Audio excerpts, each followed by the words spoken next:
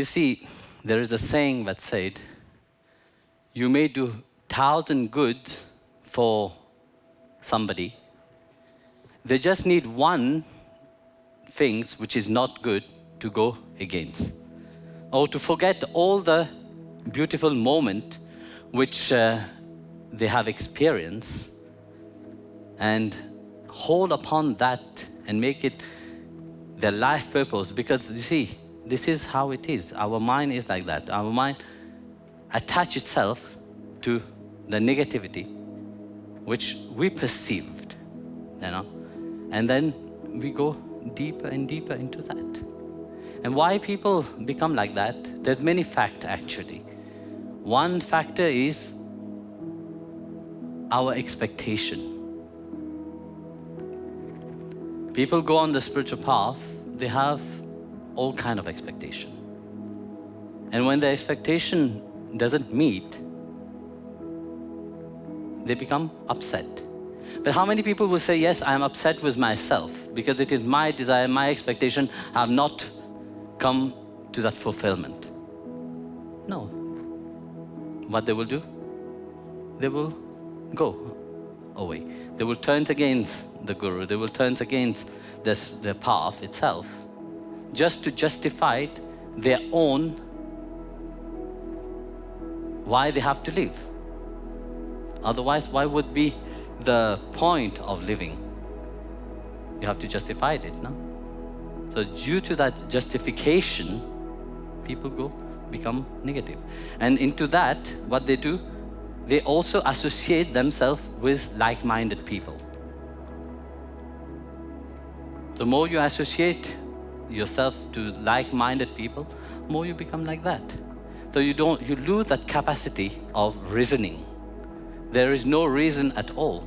That's why it is said in Bhagavatam, Canto 11, chapter 14, verse 9, Bhagavan Krishna said that those which is caught into, their intelligence is caught into the elusive power of mind, they talk due to their karma, they act due to their taste.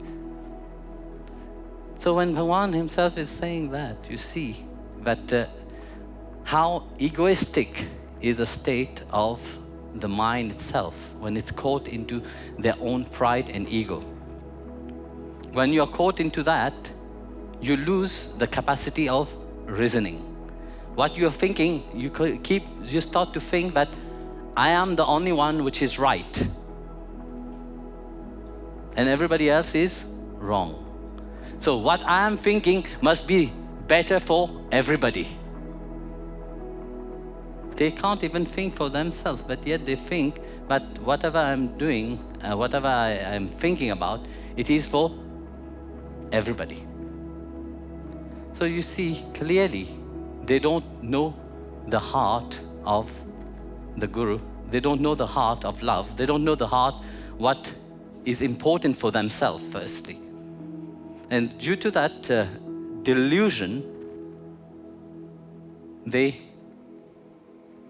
better become against. There's no other way, actually. Because they have to justify themselves. They have to, prove themselves. They can't say, no, I'm leaving this path because it is a good path. Have you ever seen a married a couple getting divorced, talking good about each another? Oh, I divorced that man because he was so nice to me. He was too nice, but I divorced him. Huh? No, you've never seen that. You don't hear that, Or unless you are a bit cuckoo in your head.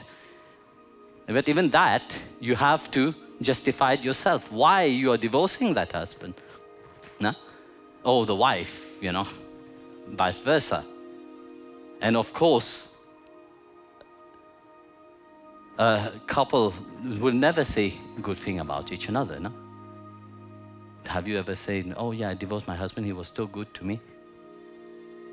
That's why? No. I have to justify it myself. Why am I divorcing that person? That person which once I loved. And due to whatever goes into my head, where does that love gone? Like that, you see. People's mind is super unstable. Even when they go on the spiritual path, they think that things have to be how they want it to be. As long as it goes the way they want it to be, they are happy about it. But that is not the spiritual path. The spiritual path is where the mind is challenged, when you can transcend that mind.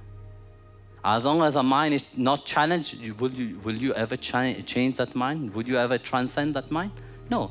That is when the tests come, when you are being put into challenge, you're faced with your own reality. Where do you stand? That's why Krishna said in that verse, through my elusive power, due to their karma and their taste, they will act into that way. Because the mind is already deluded. But the heart of the devotee is a different state, So that is very important to understand. So, Jai Gurudev.